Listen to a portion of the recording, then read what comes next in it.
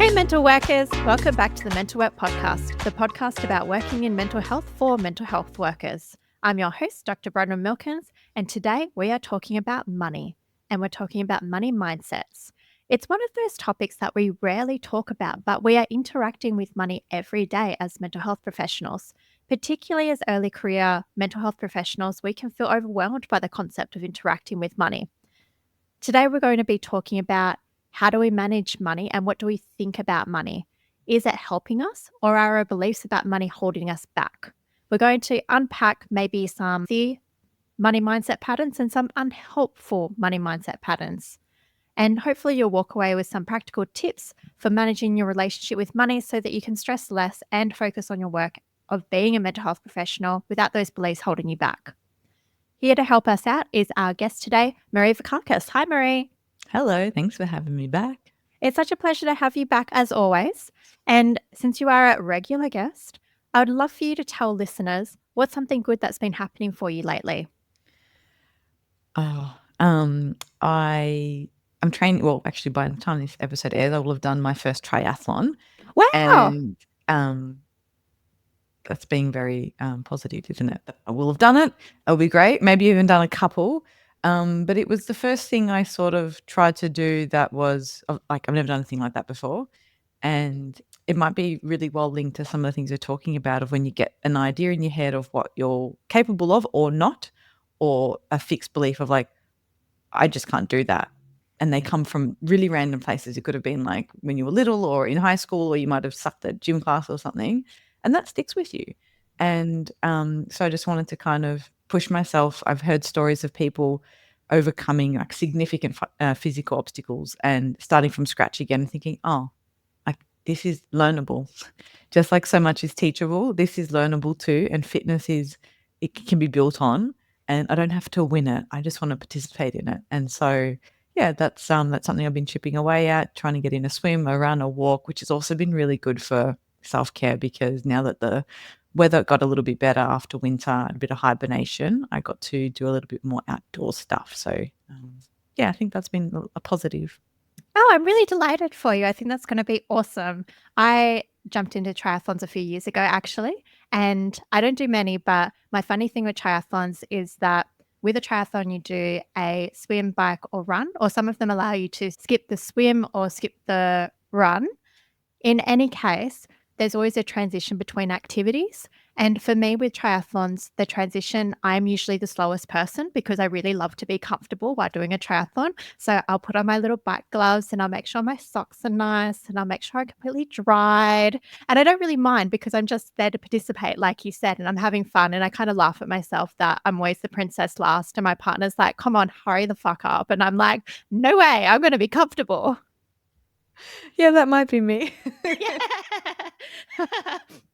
And this year, because I did the triathlon a few weeks ago, I was like, I'm going to be a big girl today and I'm not going to wear my bike gloves. And I saved myself like 10 seconds, but I feel like I had regrets. Next year, I'm going to go back to bike gloves.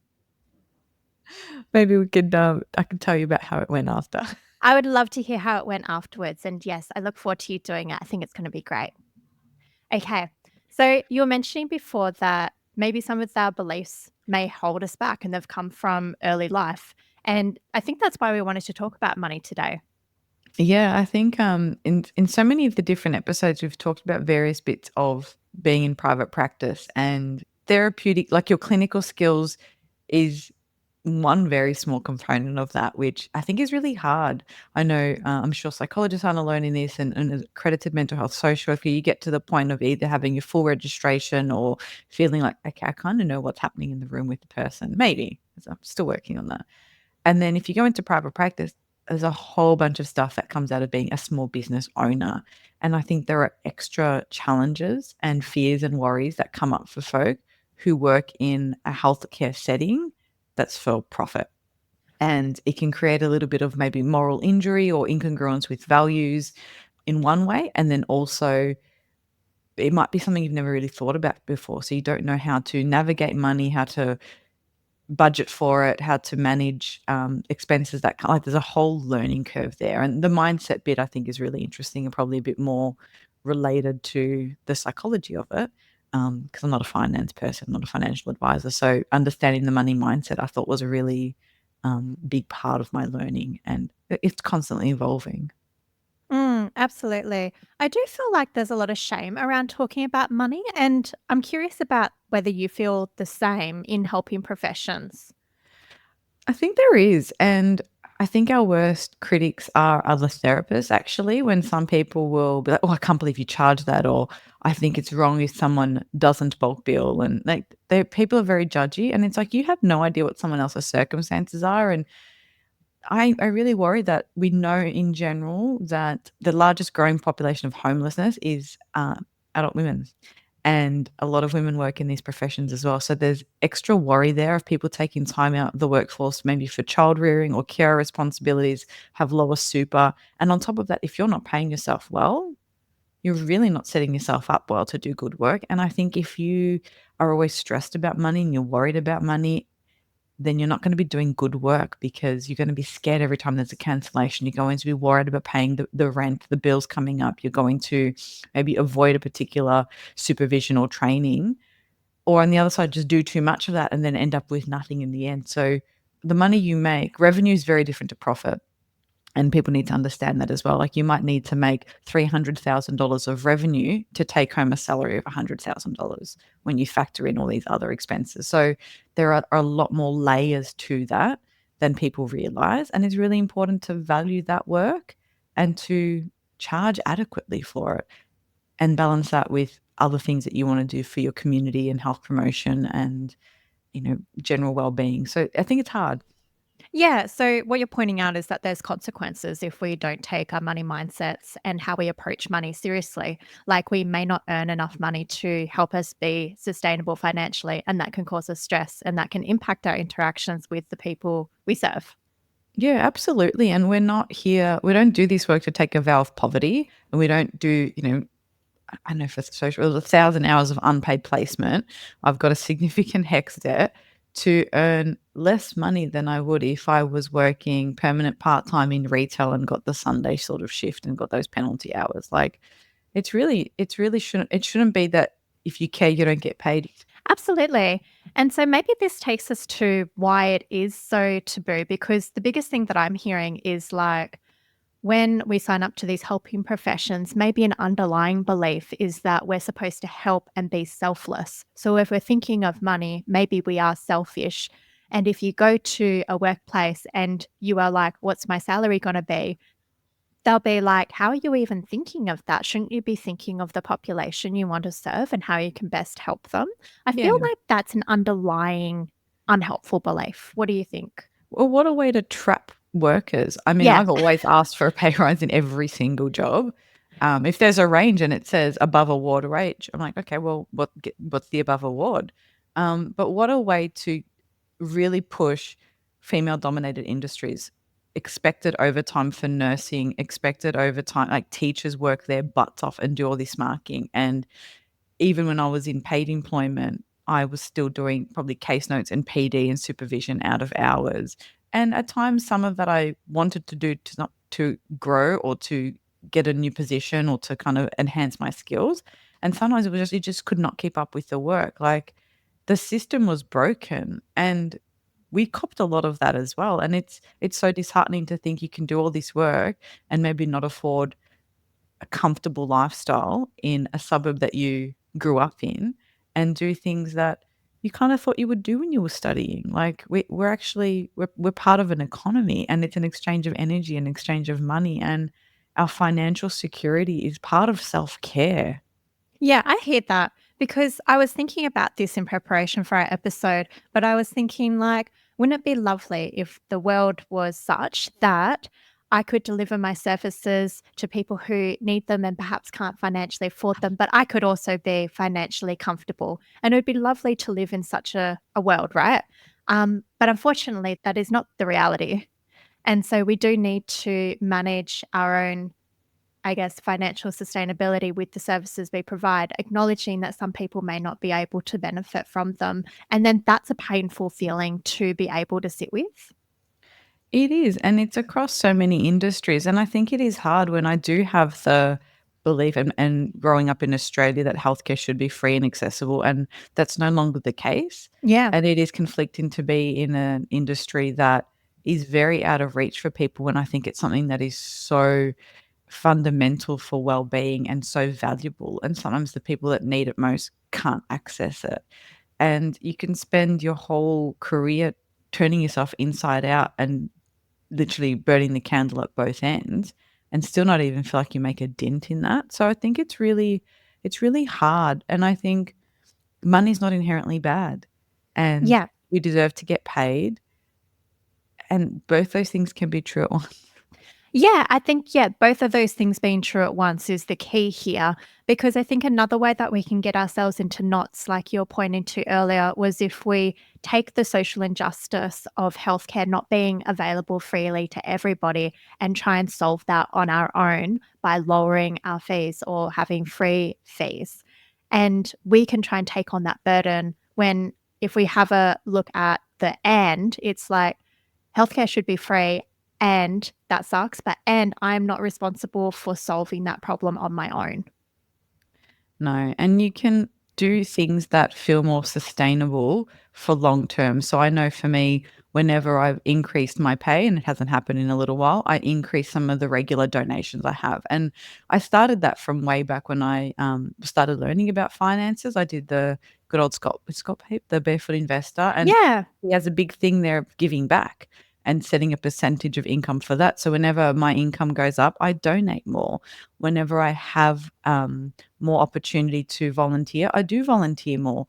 I've just signed up with Parks Victoria to try and do some local volunteering on more of a sort of literally hands-on stuff, and I coordinate the local mental health professionals network and local peer supervision group that are both free, and I can disseminate that information. So I use my skills and expertise to do a one-to-many, and then throughout the years, I've had different opportunities to have like social work students on placement and mentor people. And so I still give back, but I can't do that if I am completely cooked by my workload. So you still get to do good, and you still get to donate your time or put things in place. You might have a retainer, like a percentage of clients that you think, look, I can bulk bill.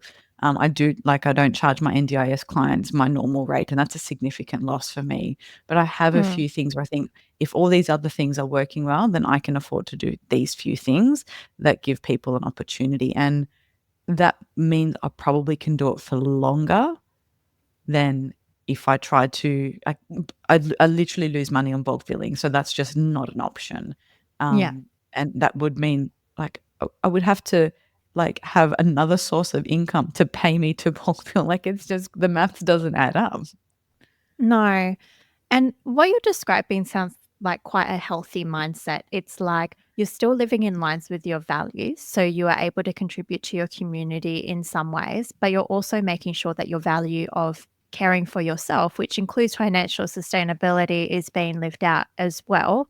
I'm wondering, how did you develop this healthy approach? Were you always like this, or did it require some shifts for you? It's tricky. I think I was a little bit of both. Like, I grew up in a family that ran small businesses, so I was quite comfortable with the idea of entrepreneurship and like sales and marketing. And I had a really, like, my mum was I worked for my mum in a number of different organizations or companies at the time, and she used to give me this really beautiful example around sales being around value adding, and if you provide a really good quality service or product, you're helping someone, and then they might also buy from you, but that wasn't the bit you were trying to force. So we use the example of going to Officeworks, and you're going to buy a printer, and you buy the printer, and you get home and you're like, there's no ink in the printer, and there's no paper, and I don't have the cord that I need to connect it to my computer to update the software. So not only has that salesperson missed an opportunity for the add-on, but they've also not helped you. And so I always saw good customer service as a way to provide that good support. So if you go to buy a print and the person's like, oh, don't forget, it actually doesn't come with paper. This is the one that works best with that. And it doesn't have ink. So you might want to get these cartridges. And you might say, look, I've got the same printer at home. I'm just swapping it out. That's fine. But you appreciate that good quality service. So I had an ability to understand like that good quality service and providing that experience to someone can also increase your bottom dollar. But then I've also had a really big social justice kind of worldly idea. So I studied psychology to begin with, and I loved criminology, and that was really systems based and looking at the world and how we interact. And then I studied social work. So it's been hard. Like I've wanted to always do something sort of activist based, and also was quite comfortable wanting to earn a decent amount of money for my skills and expertise. And I found it appalling that I could have all these qualifications and yet someone who's got one degree, who's maybe worked their way up or maybe have no degree and just work in, I don't know, maybe real estate, earn significantly more than me. And literally sometimes I'm genuinely saving people's lives or their marriages or their relationships or doing something that is so significant. And it's like, why shouldn't that get valued? And so I don't know if I've reconciled it completely, but I keep having these discussions. I have them more and more openly on forums like this or with other peers. And I've given up this idea of having to have a solid answer. And I kind of update the software. So I'll have a conversation, something might resonate with me, my circumstances might change, and I'm being a bit more flexible with that and just say, look, it can keep evolving and I don't have to have it perfectly understood right now.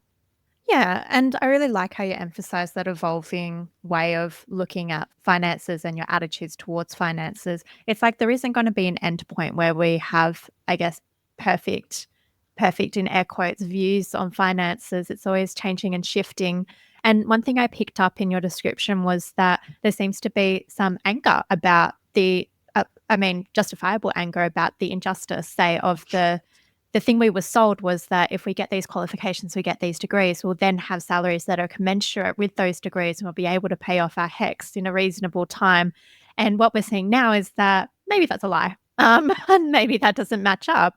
And that produces some anger, which can, in my opinion, I think that helps us solidify what's important to us. And I know that prompts me to think of, well, how can I approach this with a problem solving framework and make sure that I'm okay? How do you? That's a good question. I think what I do is I make sure that it's sustainable. So when I look at my private practice, when I look at other income, I do value money. And like, for example, I'm just being offered another contract for a job. And one of my first questions was like, is it going to be the same pay that I'm on now, which I'm happy with? How can we make that possible? Because yeah, it's important to me, and that's how I live. And I make sure that I'm securing my future and my family's future. In terms of like other activism, if I need to meet with my local member for federal parliament, I will do that. I'll go talk to people and make sure that, I guess, policymakers are knowing what's happening with what we're experiencing. And I closely follow what's happening in that area. It's hard because I think if you've got money is not inherently good or bad. It's what we do with it. And Yeah. good people will do good things with more money. And maybe not so good people will do not so good things with lots of money. And so there's that thing of if I am in a position where I can earn more and make more, I give back to I'll do more of everything I do will just be on a larger scale, more money in my community, more mentorship. I mean, even the podcast, that's a labor of love that started Yeah. 100% for my students. And that was, again, one of those examples of I was not getting paid to promote back then it was the RMIT Student Fieldwork Education Program. It cost me a fortune, lots of time. Back then, I wasn't even as proficient as I am now in recording episodes and editing them. So one episode, like my first one took like 6 hours to edit. Like it was like gruelingly painful and the Oh. tech was all glitchy. And so, they're the examples of to try and increase the awareness of our field or to increase education for other social workers. I was putting in significant time outside of that. And that still hasn't paid off. And that's part of my one of my values is to educate and to learn. So I love learning. And the three values for the therapy hub is connect, grow, and discover. And that's that growth bit and that discovery and elevating the voices of other people who weren't well known, other programs, a lot of charities and organisers back in the day when I first started. That was all done for free. And it still is. And so you can give back in whatever skill set that you've got, but I think people need to be very, very careful that they have a secure base for themselves, that they're not relying on a partner or some other source of income if they're going to go out and do this on their own, because it is a business and it's not a hobby and it's not volunteer work.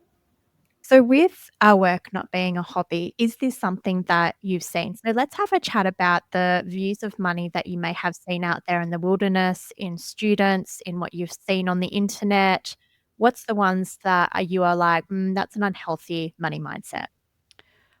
I think the most simple is that I'm not good with money, and that is kind of like a head in the sand approach. And I don't know if maybe I have, or maybe I do have unrelenting standards or some sort of high expectations, but I would have thought for a group of professionals who spend most of their time helping other people sit in discomfort and move through that, we might be a little bit better at this. And that's not necessarily the case. You might not have been good at maths as a young person. You might have tried to do accounting at, year 11 and 12 and not been great at it. To say I'm not good with money is just total bullshit. And that holds people back from sitting down, looking at their finances, either printing out a bank statement, going through line by line, setting a budget. Like, just that belief that I can't do this can ruin someone's business. To not know your overheads, your expenses, your like things like work cover, insurance, like to not sit down and do that and just say, "Oh, I'm just no good with money," is terrible. It can really make someone so vulnerable to all sorts of things. So I guess that would be the biggest one to start with, is you have to say, "I don't know this yet." And just like you didn't know how to be a therapist from day one, and that took, a 6, 8, 10-year journey, this will be learnable as well. I reckon mental health professionals are, they're smart folk.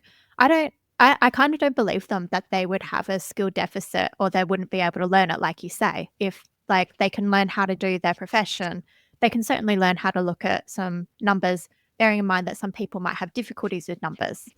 But I'm wondering if there's beliefs that might be behind the I can't deal with money. What do you think they could be?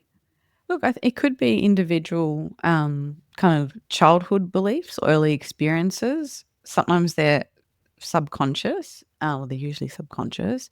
It could be seeing a parent maybe spend too much money, and so you just don't understand what that's like. So again, we can overcompensate for a behavior. We can kind of repeat the same thing, or maybe having someone who was growing up in a family that was very frugal, and so you might also then be very frugal, or you might splurge because you felt so restricted when you were young. So you might have these extremes. It could be a comment someone said when you were younger about maths that you struggled with. There's a range of different things, but it's not good enough to not know. And even if you're not in private practice, you should still have some basic financial literacy so you can save for the future and then the present that you want, whether that's just managing your budget, whether that's saving for something, if that's, a holiday, a trip, investment, your retirement. Like, they're important things to have sorted out. And as a tertiary educated professional, there is no reason that this should be hard for you or Totally. impossible. Awkward, uncomfortable, difficult, Yes. yes, but there's no reason that with the basic numeracy and literacy that you've had to get through to pass statistics, like seriously, that's Mm. complicated shit. Yeah. You should be able to do this with a bit of help, some resources, maybe some cries, that's okay. There's no reason that you couldn't do it. Definitely.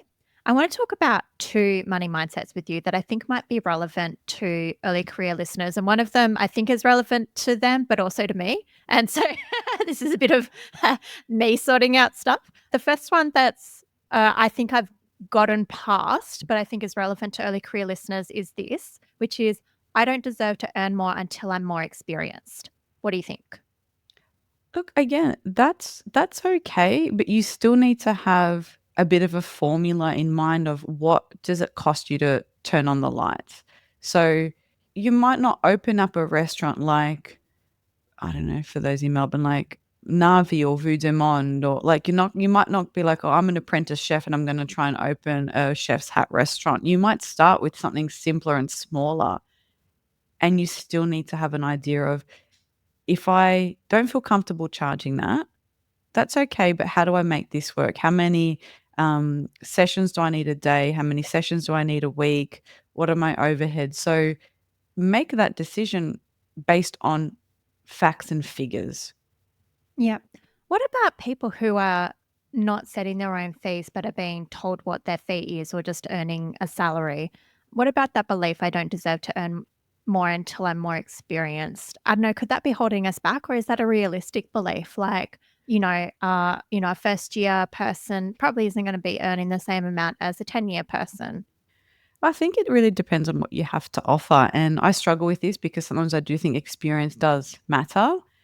And yet we don't want to say that there's no value in that. So you might need to figure out again, what's the change you're creating for that person? What's the impact you're having on that person's life? So, you might think of a service that we might pay for. Like, do you want there's I know what's a one that comes up a lot around, let's say, working with virtual admins, so VAs. It's like, do you want the 30 hours of the VA that charges $10 an hour, or would you rather 10 hours with the VA that charges $30 an hour? And sometimes we think, well, that person, if they're charging $30 an hour, they're probably going to get a lot done of a higher quality, of a higher level, and maybe they're actually really good at it. So you get to kind of weigh that up. You might have come across from another industry and it might take you a bit of time to establish those skills, but it's also what the market is asking. Is your niche needed? Is it in demand? And your marketing, your branding, is there scarcity in that town? Like, there's actually a lot of competing factors, and you have to really understand that because you're a business. Mm. If you're in private practice, even if you're a contractor, that's a business to business arrangement. So you're a business and it's on you to work out, can you afford this? If you think about the rate you're taking, and it's not that lucrative being a group private practice owner, because you've got so many overheads, but when you're thinking like a client's paying a certain amount of money, let's say $200 for a round number, you don't make $200 an hour. From that, you've got to cover so many expenses, and that's across any industry. Like, we might think, oh, I've gone out for brunch. It's like, well, it's just a piece of toast and an egg. It's like, well, it's the rent, the shop fit out, the insurance, the, I don't know, electricals, the gas, water, heating, the chef, the staff, the bookkeeper. They might have an accountant. They might have a dishwasher, like an actual person there, or they've got to buy cups and plates and cutlery. Like, there's all these things. So it's not just, I could have gone and made a piece of toast. Yes, there's a lot that goes into what we charge people and a lot of value they get out of it. So when we're thinking about that belief, I don't deserve to earn more until I'm more experienced, it's not the simplistic is what I'm hearing from you, because there may be other dimensions that you may be able to offer value on. For example, let's say you specialize in sex therapy for older couples, pretty niche area. Might be a lot of value in that for some people. And even though you may have been in it for 1 year, you may be able to value add more than somebody else who has been it for 10 but not have that specialization. Yeah, and I think some people aren't going to like this, but some of us, I'm not going to say, like, I don't know if I'm one of them. Some people are better at their job than others. Yep. Some people are better at building rapport. Some people get better outcomes. Some people are more likable or connect better with clients, and they'll probably be in a position where they can charge more. Yeah, true. True that. Okay, here's the other belief I wanted to talk about, and it's one that is my current limiting belief, and I want to guide you along it by explaining it in this way. So bear with me for a sec, because I was thinking of a metaphor, and then I opened the fridge for lunch and I saw butter. And so I'm going to explain it using butter, which is, how much would you pay for an excellent butter? Like, what's the top limit you would pay? And it's a luxurious butter. It's really nice butter. I'm assuming you're not vegan, but I don't know. How much would you pay for it? I reckon I've paid $10 to $12 for a like cultured butter, but it comes in like a ball, like a Yeah. salted Oh, ball. really? Yummy. Looks like a bar of soap. Yeah, it's great. Yeah. But like, butter has an upper limit. So you wouldn't be paying like $75 a butter, right? Suppose not. Okay. So here's where I'm struggling, which is that if I think of that in terms of therapy, I'm like, there has to be an upper limit where like I can charge for therapy. And I'm having a struggle because I'm like, how much is therapy worth? And then I've gone into knots about this and I'm like, what is the upper limit? Not what I can charge, but well, how much do I think, like butter, how much is therapy worth? And so I'm struggling to charge more because I'm like, I don't actually think therapy is worth more than this. And I don't know whether I'm undervaluing therapy or undervaluing myself. Anyway, I just want to hear your perspective. But that might be something to consider. Like if the cost of milk went up and the cost of electricity went up and churning the butter went up, people would have to make a decision. Either I pay what it costs for butter because that's the reality, or I switch to a different spread. Or you might think, well, yes, $10 might be the upper limit for butter. But if you go to a restaurant and there is a beautiful warm piece of sourdough bread and a little bit of butter that's smeared on it, suddenly that's $20. So is there value add? It's really tricky because that's some of the reality of economics. It is, yeah. And something else is like tied into that is like, well, if you don't give yourself a pay rise with inflation, you're actually taking a pay cut. And so I'm like, yeah, then it needs to go up. But I think about what I would pay for those who we've probably talked about. Like I love Esther Perel. Yeah. I reckon I'd pay $1,000 for an hour in a room with her. Yeah, I would too. And I don't even like follow her that deeply. That's like spending $50 on butter. Like, you might have a T-shirt that's signed by a band and you think, why on earth would someone want to pay that much money for that T-shirt? It's what worth you put in it, right? And then how famous that band gets. Yeah. So I guess what you're saying is that maybe there's no absolute value of therapy. Rather, it's how valuable it is to the person receiving it. And that might be worth $50 or it might be worth $2,000. Yeah. And that's not to say that there are some people out there who value it, who desire it, and still can't afford it. And that's the dilemma, okay? And that's the difficulty that we sit in with this is it's not saying that some people don't value it. Some really, really do. And some will prioritize rent and then therapy, and they value it so much and see how life-changing. And other people, that's the first expense to go. And some people need it so much and there's nothing left in their budget.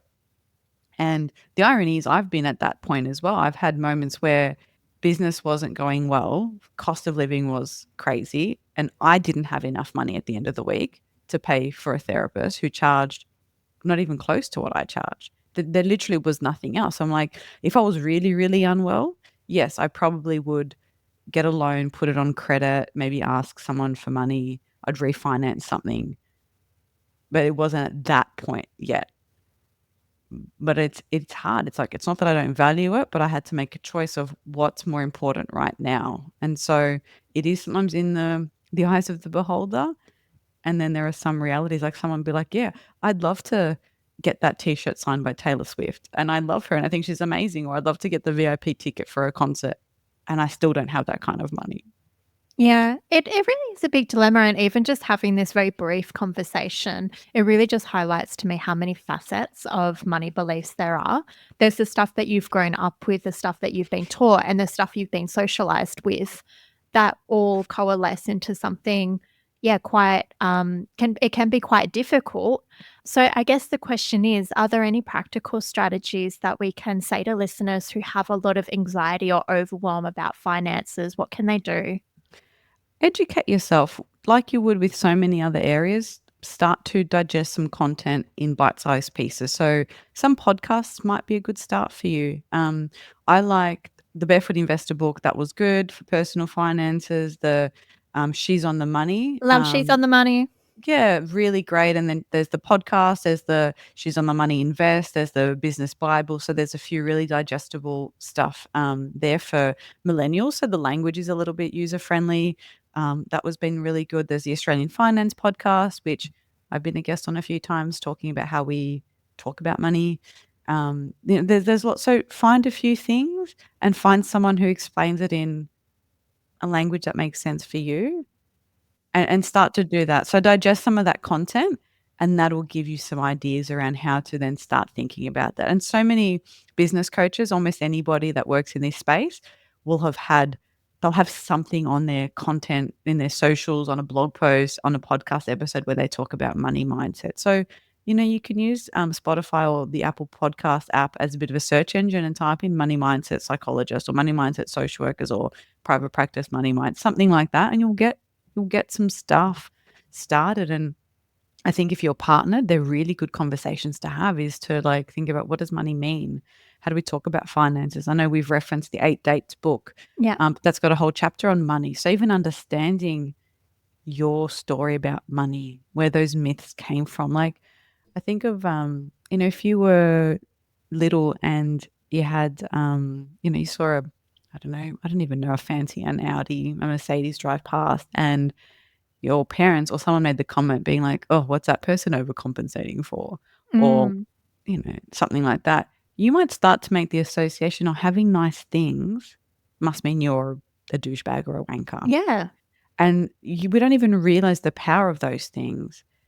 And so you might actually sabotage making money because you've subconsciously associated that with being a bad person. Yeah, that ties in so much to this belief, like, if I charge too much, people will think I'm greedy. If I charge too much to the clinician, other clinicians will think, "What am I overcompensating for? Who do I think I am charging this much?"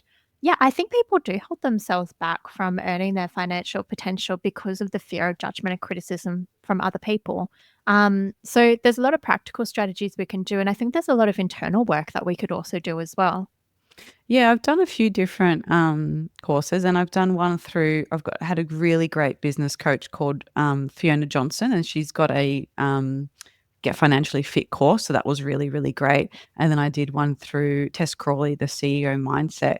And between the two of them, there's a few, sort of consistent themes that come out, but we can fall into a number of different categories when we talk about money mindset. And one is like, it's kind of been like the martyr, like avoid investing in tools and resources, and you'll see it. You'll see it in Facebook groups. People are like, oh, it's coming up to my, registration renewal, and it's been hard as a business owner, so I'd appreciate if anyone's got some free training that I can do to get my CPD hours. And they almost do it as like a, poor me, I've suffered, what's Mm, available. And I'm all for being frugal, and I'm all mm. for being I love free creative stuff.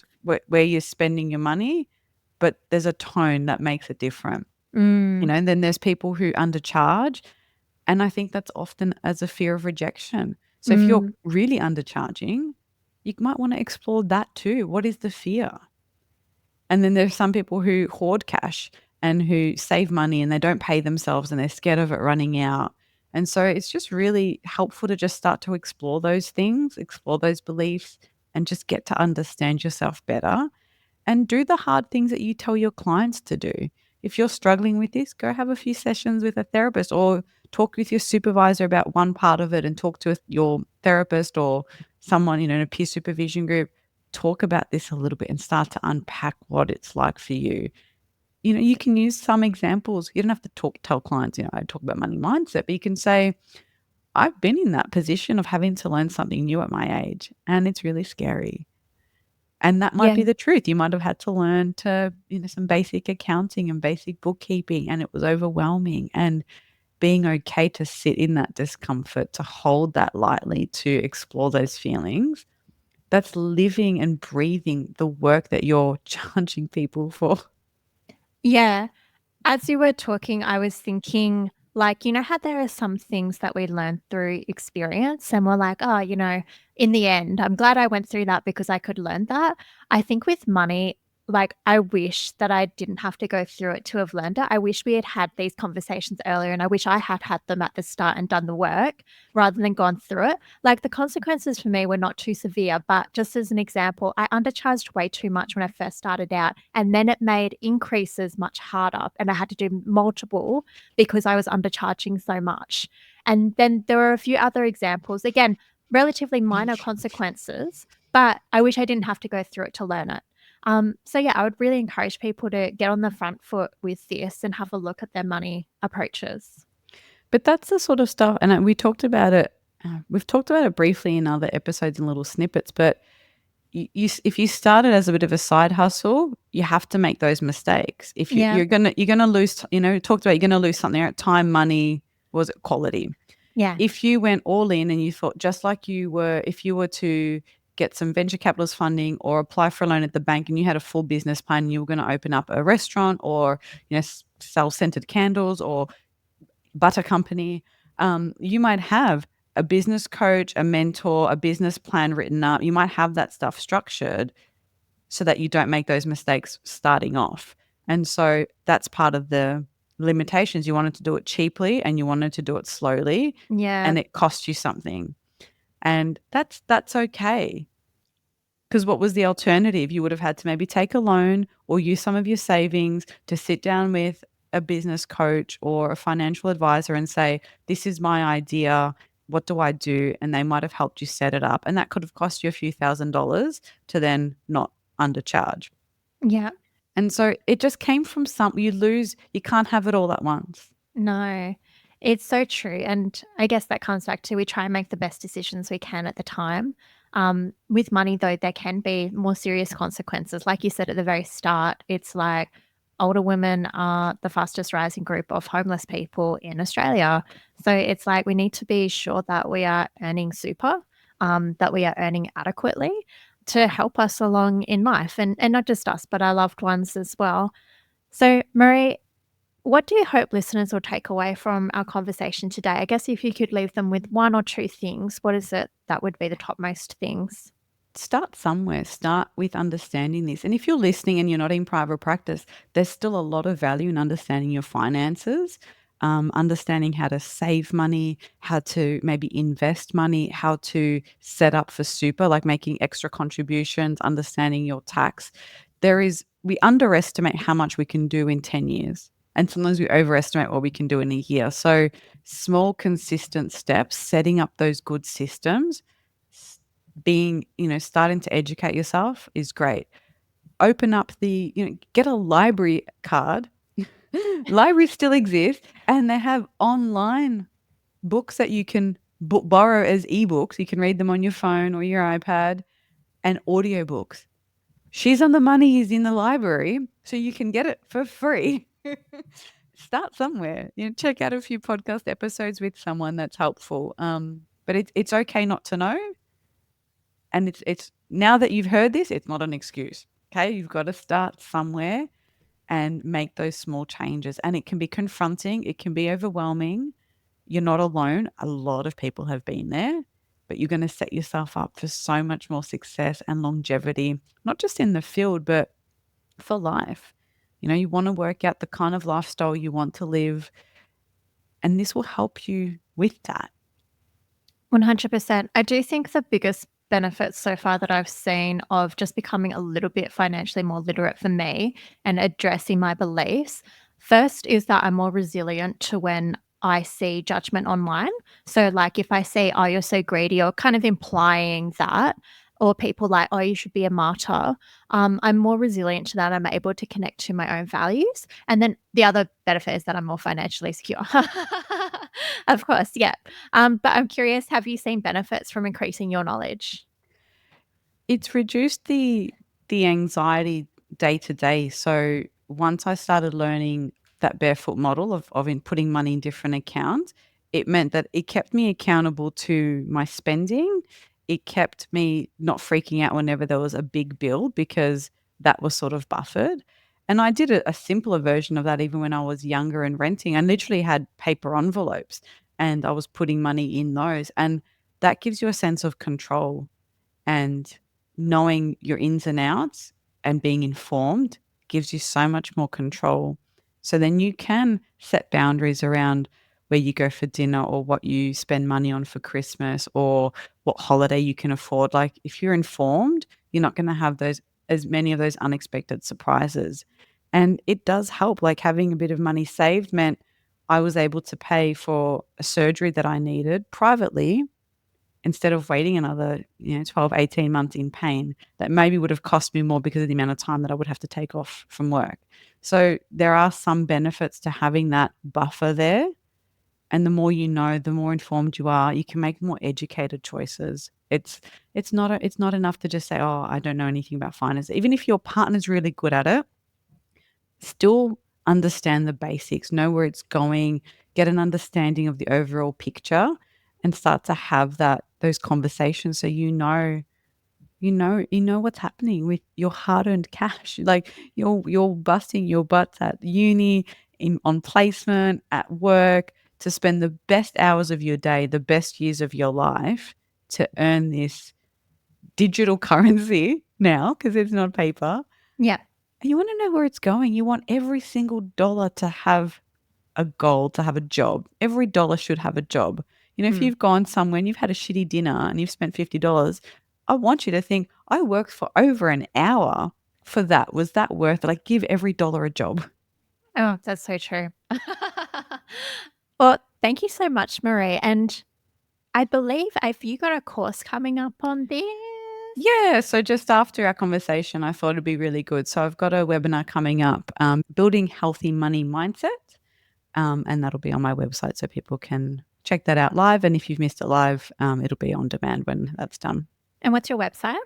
marievakakis.com.au. Excellent. I'll make sure I put that in the show notes. I think it'd be really valuable to get on board with it for the reasons we discussed, but I just don't think it's unique. I reckon every one of us, because we've all grown up with money and in relationship with money, either not having enough, having lots, or, different types of relationships, like, yeah, we all need to think about it. Like, we've all got beliefs about it. Some might be limiting, some might be healthy, some might be unhealthy. Anyway, sounds like a great course. Well done. Thanks. Yeah. And thanks so much for coming on the podcast again, Marie. It's such a pleasure to have you and your insights. And I feel like you're a good balance to me, because I'm like, I don't know anything. And you're like, I know things. And I'm like, great. Yeah, but then you come back with, oh yeah, I know that too. Yeah. Occasionally, yes, I have insights. Yeah, thank you. Okay, mental workers, thank you so much for listening. It's so good to have your company. And if you enjoyed this podcast, be sure to share it with a mate. Word of mouth is still the best way for people to find out about podcasts. So put it in their ear and make sure you subscribe so you can get the latest episodes into your feed. Have a good one. Catch you next time, and bye.